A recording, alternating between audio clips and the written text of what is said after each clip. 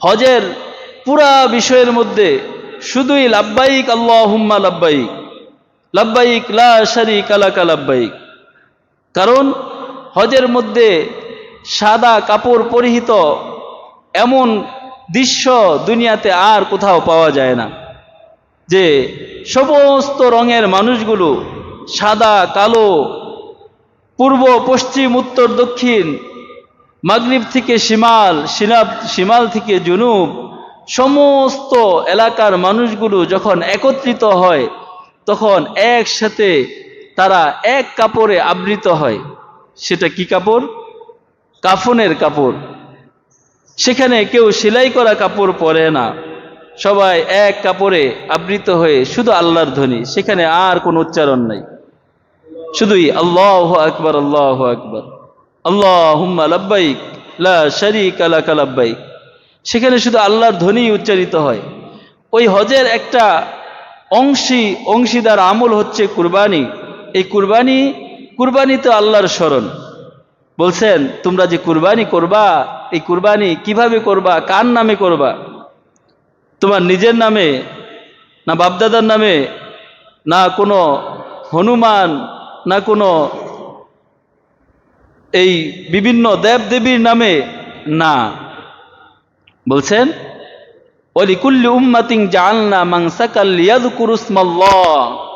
বলছে প্রত্যেক উম্মতের জন্যই কুরবানি ছিল, আর এই কুরবানি হতে হয় একমাত্র কার নামে? একটু আসতে বলেন, কার নামে? আল্লাহর নামে।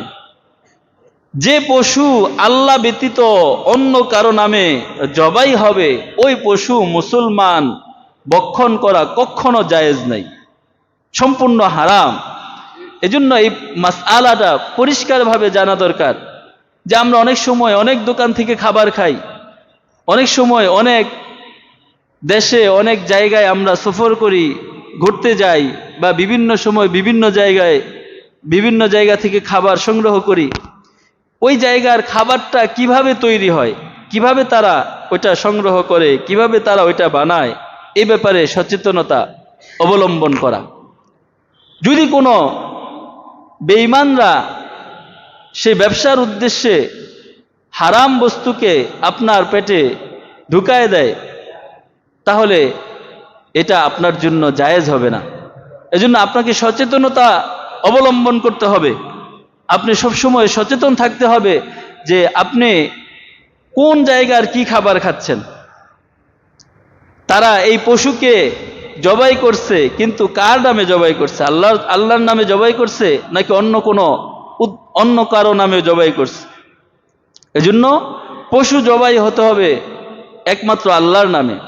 আমরা অনেকে কুরবানির সময় একটা বিষয় বলি যে অমুকের নামে কুরবানি, তমুকের নামে কুরবানি, সলিমউদ্দিন কলিমউদ্দিনের নামে কুরবানি, হুজুর আমার বাবার নামে কুরবানি দেন, হুজুর আমার দাদার নামে কুরবানি দেন।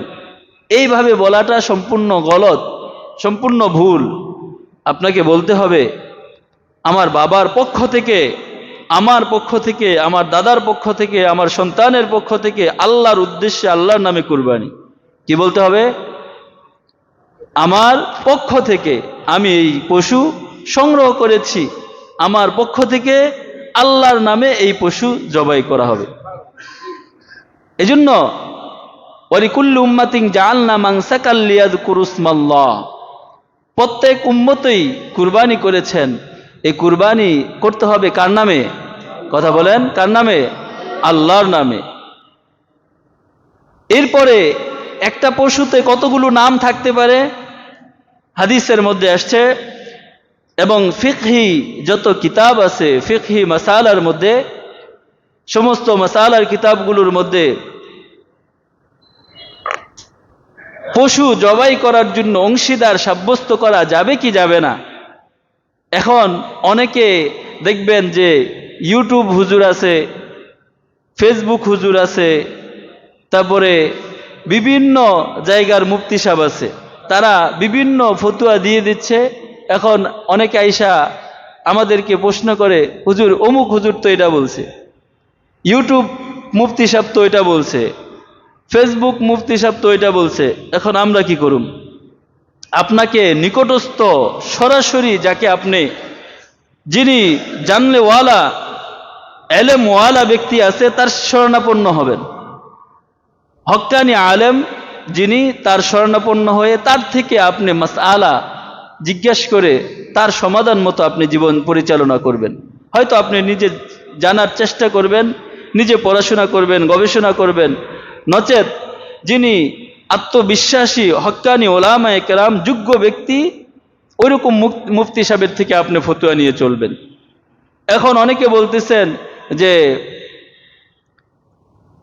কোনো শরিকানা জায়েজ হবে না, কোনো শরিকানা চলবে না। কি চলবে না? শরিকানা চলবে না। কিন্তু ফিকহের কিতাবে শরিকানার ব্যাপারে হাদিসের মধ্যে আল্লাহ রাসূল সাল্লাল্লাহু আলাইহি ওয়াসাল্লাম হাদিসের মধ্যে বলছেন যে একটা পশু, সেটা যদি গরু, দুম্বা, উট এইগুলো হয়, তাহলে এইগুলোর মধ্যে 7 জন পর্যন্ত শরিকানা একসাথে শরিক হতে হবে, শরিক হতে পারবে। তারা যদি 7 জন চায় একসাথে কুরবানি দিতে পারবে, 7 নামে কুরবানি দিতে পারবে। একজন দিলে একজন, 2 জনে মিলে দিলে 2 জন, 7 জন পর্যন্ত দিতে পারবে, এর উপরে যেতে পারবে না। আর যদি কেউ ছাগল, ভেড়া, দুম্বা এই ক্যাটাগরির প্রাণী দিয়ে কুরবানি করার ইচ্ছা করে, তাহলে এগুলাতে কেউ শরিকানা সাব্যস্ত করতে পারবে না, একাই দিতে হবে।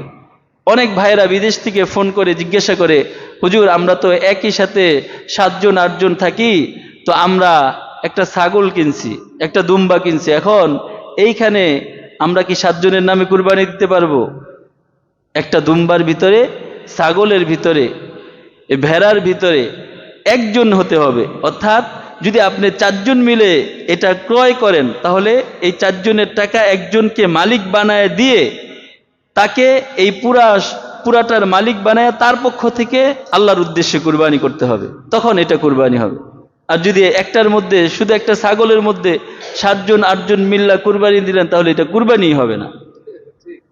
কি হবে না? কুরবানি হবে না। এজন্য এই বিষয়গুলো আমাদের খেয়াল রাখতে হবে। এরপরে অংশীদার নেওয়ার ব্যাপারে, আপনি যে একটা গরু কিনছেন, উট কিনছেন, মহিষ কিনছেন, এখানে আপনি 4 জন 5 জন মিলে একটা কুরবানি দিবেন।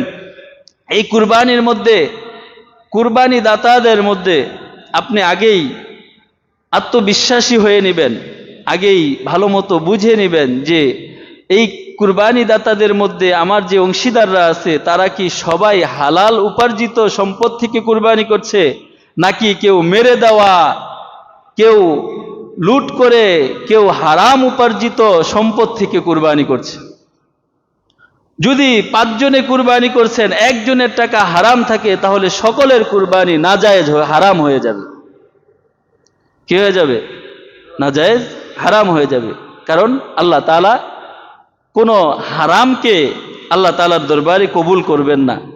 এটা শুধু কুরবানি না, এটা শুধুই কুরবানি না, আমরা তো হয়তো বুঝতেছি কুরবানি, এটা প্রত্যেকটা আমলের ব্যাপারেই আল্লাহ তাআলা সম্পূর্ণ সুন্দর এবং বিশুদ্ধ আমলগুলো কবুল করবেন।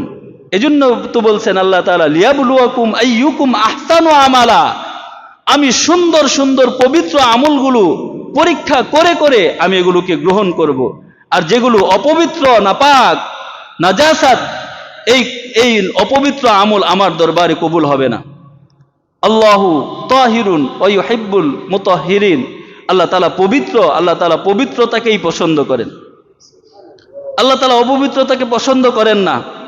প্রত্যেকটা নাজায়েজ এবং হারাম বস্তু, এগুলোর মধ্যে আল্লাহর অপছন্দ রয়েছে। শুকরের গোশত আল্লাহ মুসলমানদের জন্য জায়েজ করেন নাই। আল্লাহ তাআলা রক্ত, এগুলা মুসলমানদের পান করার ব্যাপারে জায়েজ করেন নাই। আল্লাহ তাআলা কুকুরকে আল্লাহ তাআলা মানুষের জন্য খাওয়াকে পছন্দ করেন না, এজন্য এটাকে হারাম করেছেন। আর যেটাকে হারাম করেছেন, এটার মধ্যে অবশ্যই খারাপই রয়েছে। কি রয়েছে? এটার মধ্যে অবশ্যই খারাপই রয়েছে। এজন্য আমাদেরকে এই আত্মশুদ্ধির যে আমল কুরবানি, এই কুরবানির মধ্যে বিশুদ্ধতা আনতে হবে। আমি যে কুরবানি করছি, এই কুরবানি শুধুই কি কাউকে দেখানোর জন্য, শুধুই কি গোশত খাওয়ার জন্য, এটা না, আমি যদি কুরবানি না দেই তাহলে ফ্যামিলি কি বলবে, ছেলে মেয়ে কি করবে, এগুলো না, শুধুই হতে হবে আল্লাহর জন্য। কার জন্য? কথা বলেন, কার জন্য? আল্লাহর জন্য, আল্লাহকে সন্তুষ্টি করার জন্য। যদি আল্লাহকে সন্তুষ্টি করার জন্য কুরবানি করতে পারি তাহলে সেটাই হবে সাইয়েদেনা ইব্রাহিম আলাইহিস সালামের কুরবানি, আর সেটাই হবে আত্মত্যাগের কুরবানি। এজন্য আমাদের এই বিষয়গুলো লক্ষ্য রাখতে হবে। সাথে সাথে এই কুরবানি পশুটা কেমন হবে, এই কুরবানির পশু, আপনার এই কুরবানির পশু অবশ্যই যেগুলো গরু মহিষ এগুলো আছে, এগুলো 2 বৎসর পুরা হতে হবে। এখন ব্যবসায়ী খামারওয়ালা যারা আছে বর্তমান সময়ে, বর্তমান বাজারে, তারা কি করে, অল্প দিনে মোটা তাজা বানায় ফেলায়। আর তারা তো এসে কখনো বলবো না যে হাটে আমি গরু নিয়ে আসছি, আমি কি বলুম যে এই গরুর বয়স 1.5 বৎসর, আমি 1 বৎসর হইলেও বলুম 2 বৎসরের বেশি। এরকম আছে না নাই? এ কথা বলেন, আছে না নাই? কিন্তু লক্ষণীয় বিষয় হচ্ছে যে গরু মহিষ এগুলো কমপক্ষে 2 বৎসর পুরা হতে হবে।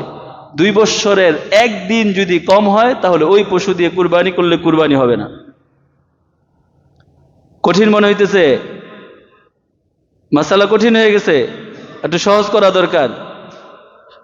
সহজ করার সুযোগ নাই এখানে। যদি উট হয় তাহলে এটা 5 বৎসর পুরা হতে হবে। যদি ছাগল, ভেড়া, দুম্বা এই জাতীয় প্রাণী হয় তাহলে এটা 1 বৎসর পুরা হতে হবে। কিন্তু যদি 1 বৎসর পুরা না হয়েও কম হয়, কিন্তু দেখতে হৃষ্টপুষ্ট মোটা তাজা বোঝা যায়, তাহলে ওই ছাগল, ভেড়া, দুম্বা দিয়ে কুরবানি করলে কুরবানি হয়ে যাবে।